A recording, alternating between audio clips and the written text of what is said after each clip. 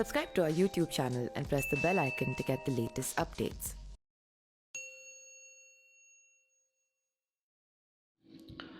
Samajwadi party के दिग्गज नेता आजम खान का किला ढह गया है। रामपुर में हुए विधानसभा के उपचुनाव में समाजवादी पार्टी के उम्मीदवार असीम रजा को हार मिली है। भारतीय जनता पार्टी यानी कि बीजेपी के आकाश सक्सेना ने असीम रजा को 33,000 से ज्यादा वोटों से शिकस्त दी है।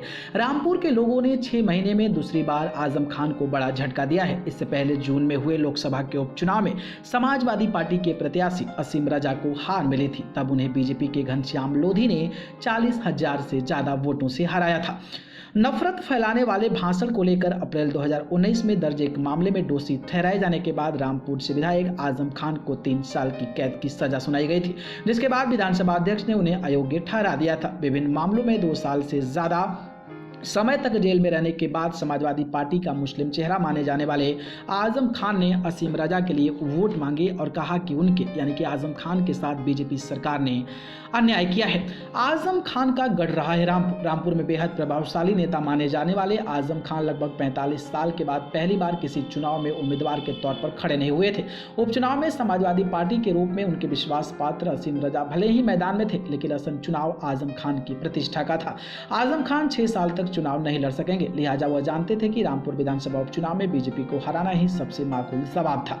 बीजेपी करीब 4.5 दशक तक रामपुर का चुनाव आजम के व्यक्तित्व के इर्द गिर्द घूमता रहा, मगर बदले हालात में बीजेपी इस चलन को तोड़ने में जुटी थी और वह विकास के मुद्दे को आगे रखकर चुनाव लड़ी।